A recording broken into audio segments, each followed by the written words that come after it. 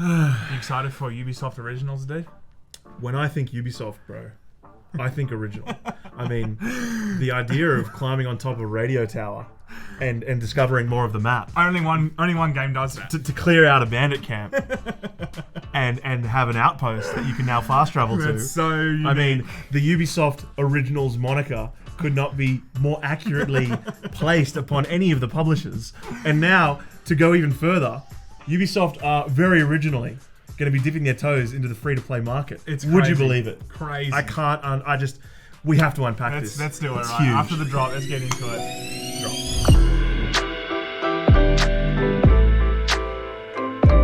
Alright, so Ubisoft, we've all played their games, well, most of them, and one thing is for sure, they're becoming more and more homogenized into like this one idea, like most games that we've played with them, right? You play an Assassin's Creed game, it's there's a lot of the bare bones DNA that you've also played with Ghost Recon Breakpoint, or... Great game, by the way. Great game. Huge success. Great game. But now they're going to be doing other stuff that, you're right, is completely unique to Ubisoft. So Ubisoft at their year-to-date, or their full-year earnings call for investors, they made some Original remarks. Original remarks. They made some remarks regarding their future plans for game development. Sure. And specifically how I don't know if they're necessarily shifting towards free-to-play or are going to be including free-to-play in their model, but they make no secrets about it. Ubisoft's chief financial officer, who I'm going to call Frederick D, because I'm not sure about how to pronounce that surname. Where is it? Duguay. Diggett. So Frederick Diglett says that in line with our evolution of high-quality lineup that is increasingly diverse, we are moving on from our prior comment regarding releasing 3 to 4 premium AAAs per year. He then builds on this by saying, additionally, we are building high-end free-to-play games to be trending towards AAA ambitions over the long term. This could either mean that they are looking to develop AAA quality games Like as Fortnite. as free-to-play, or they're looking to get AAA level income, revenue generated by the free-to-play model. It's not exactly clear, but either way, it sort of shows where they're shifting. I think the big question here is like, are we going to see, like Call of Duty Mobile is of course just a counterpart. It's Very successful. very successful, and it's really just complementing the Call of Duty that you have to pay for. But also on top of that, we're also seeing the Warzone, which is also free to play, which is on consoles. Are they going to be going down the route of AAA, really, valuable IP that doesn't? It's not only going to be something you have to pay for, but there's also going to be the mobile version of Assassin's Creed, the mobile version of Siege, or just the free version of Siege on console. Yeah, I really see that it makes sense for these companies financially, not necessarily in the quality of their output, but financially, it makes sense for them to supplement their large AAA, November, October, basically like clockwork releases, to supplement those with mobile offerings or free-to-play PC and console offerings that they can kind of hook in the audience with and say, hey, you really like Assassin's Creed Battlezone, the original online multiplayer battle royale. You really like this. Hey, we've also got something else coming out in October. It's Assassin's Creed, Shinobi, and it's going to be about Japan or something. And people's ears will prick up because they're already invested in that Assassin's Creed franchise for free, quote unquote, and then they might want to purchase the more traditional offerings. I think also this is a kind of an easier way to sell to customers that have never played some of their big franchises. I haven't played a lot of Assassin's Creed. To be honest, I've played, of course, a few in the last couple of years. I haven't played the previous ones. I'm not big on Assassin's Creed either.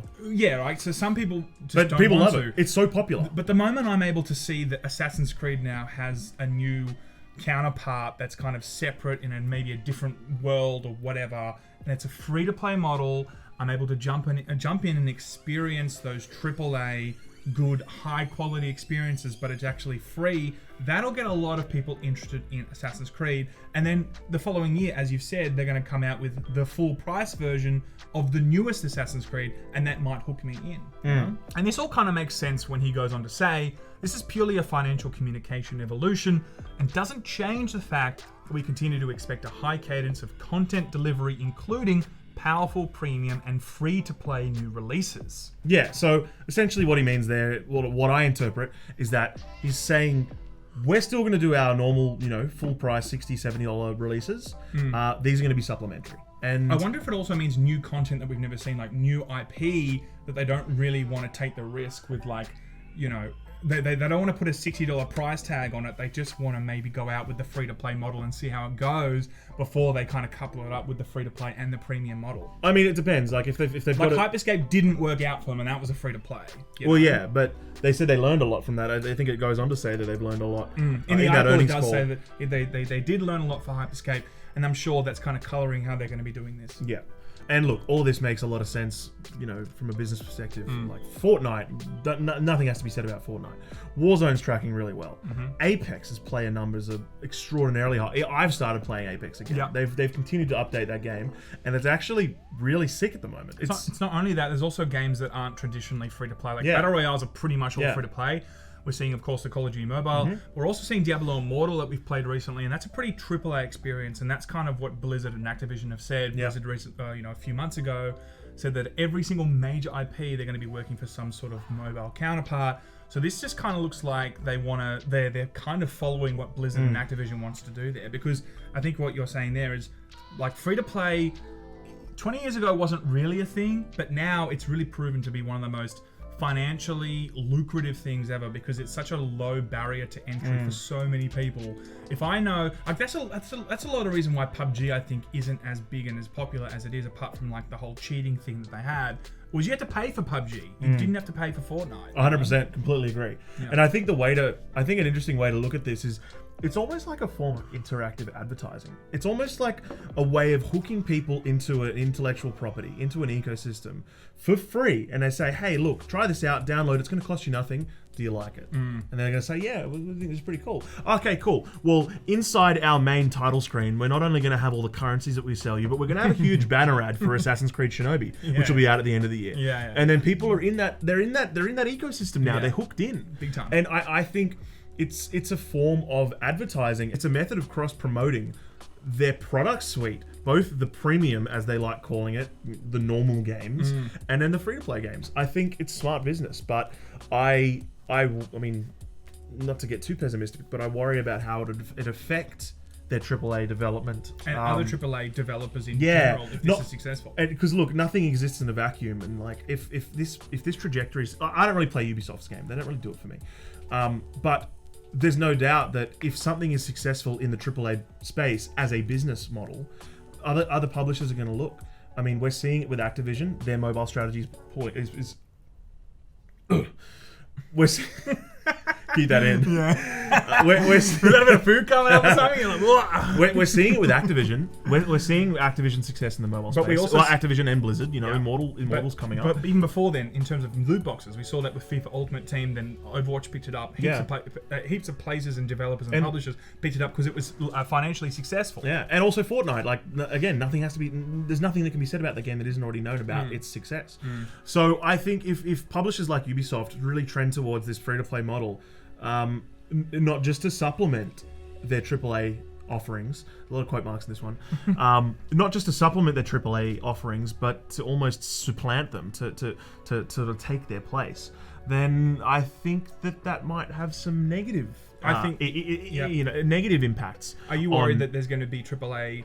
The AAA space now is going to be just littered with this. Do you think we're going to see FIFA, Madden, Rainbow Six Siege? Are we going to see like Gran Turismo, Forza, all free to play at the beginning, but we're going to then see that every car needs to be purchased, or a base level of cars need to be that are given to you in Gran Turismo, but then the rest of them you have to kind of pay for.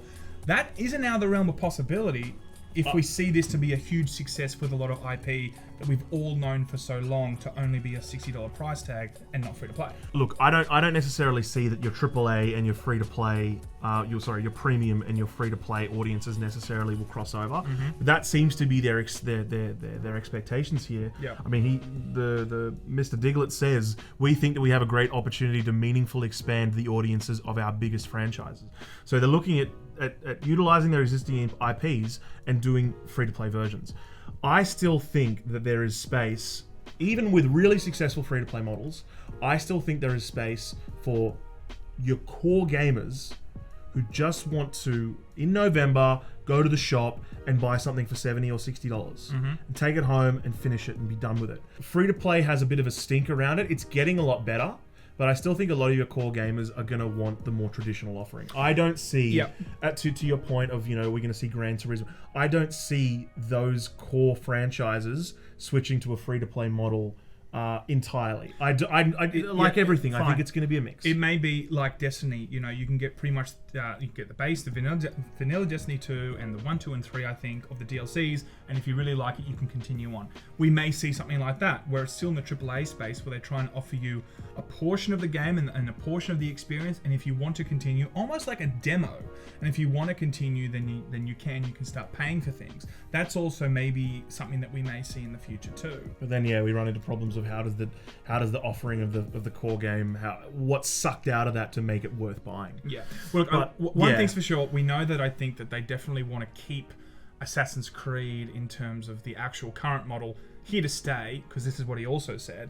What we see with Assassin's Creed is that we have a fantastic recipe, and that's why we decided to expand the Valhalla post-launch program to make it the biggest, longest, and strongest that we have ever had on the franchise. So for me, that says, like, regardless of whatever they want to do with free-to-play, they still have a winner here. Like, why would any business, stop getting $60 per game for millions and millions of copies that they know they're probably going to sell every year? That doesn't sound like the business plan here. It'd be different if all their IP was really suffering, like Breakpoint, for instance. If like all the games were in like Breakpoint territory, I would say maybe everything's going to go free to play.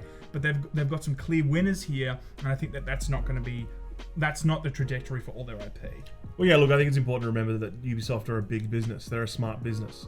I think the core of smart business is to diversify, to mitigate your risks by keeping a few fingers in a few different pies and saying, hey, we've got this full price $60 offering. Hey, we've also got the mobile game. Oh, also jump on Uplay. We've got Assassin's Creed, Battle Royale. Yeah, jump on that and kind of just, as I say, diversify. Yeah. And they're clearly stating that. They're saying, look, we see a normal, steady launch cadence for our premium stuff, but we're also going to supplement it. So, I think it's, they want to dip their toes, as I've said, and I think that if this does work out, just like we've seen with Blizzard and just like we've seen with loot boxes, like, this mobile space, and, with Activision, with Call of Duty, this mobile space is growing.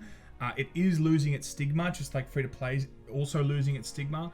If this works out well, we'll see other publishers, I think, do it too. We'll see EA do it. We'll see Bandai Namco. Like, we'll just see other people, more and more people doing it. But we'll have to see, guys.